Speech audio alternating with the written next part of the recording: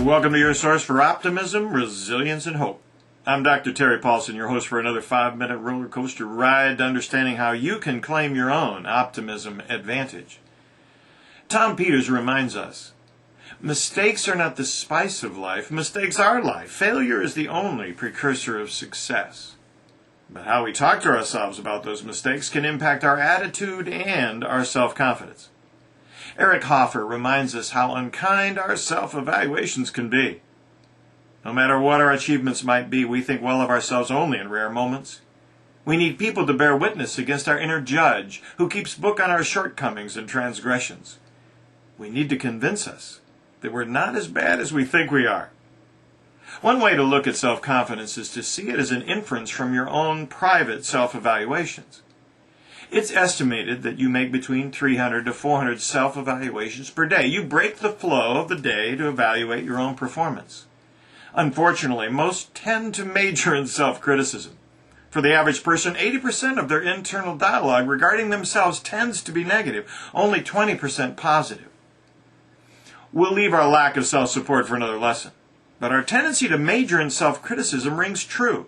A good mistake is worth 45 minutes of self-whipping interspersed over a 3-day period. You've heard yourself. That was stupid. I can't believe I said that. And they were all watching me. They're probably talking about me right now. If that's not bad enough, we have a filer in the back of our brain that every time we call ourselves names, he goes back to check the evidence.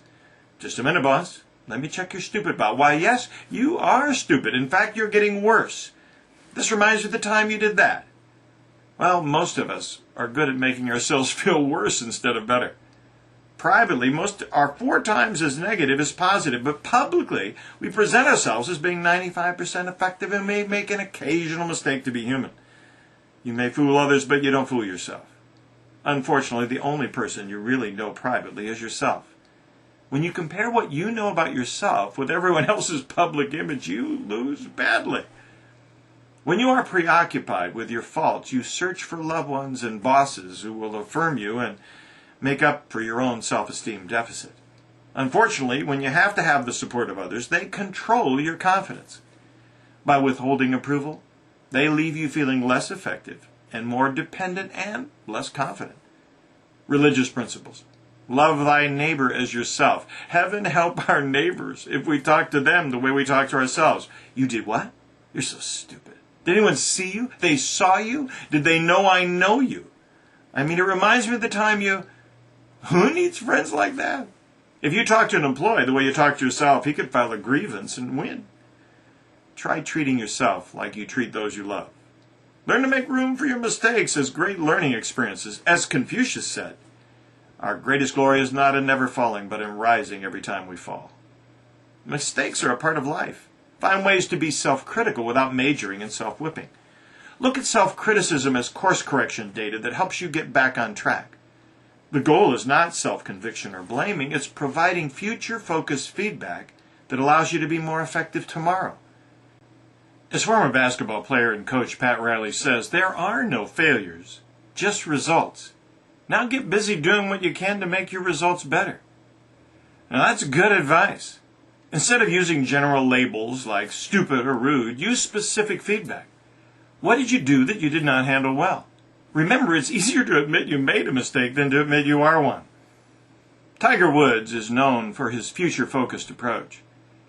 People want to compare my performance to the past, and I'm trying to get better in the future, not the past. After identifying a specific mistake, focus on the future by asking 2 important questions. First, what can you do to rectify the problem? If any constructive action or apology could fix the problem, do it.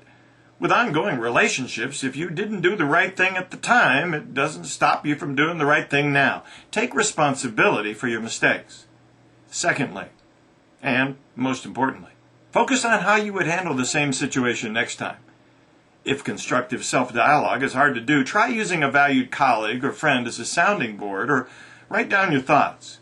Self-confidence doesn't come from an absence of self-criticism, but a realistic balance of learning from our errors and celebrating our victories.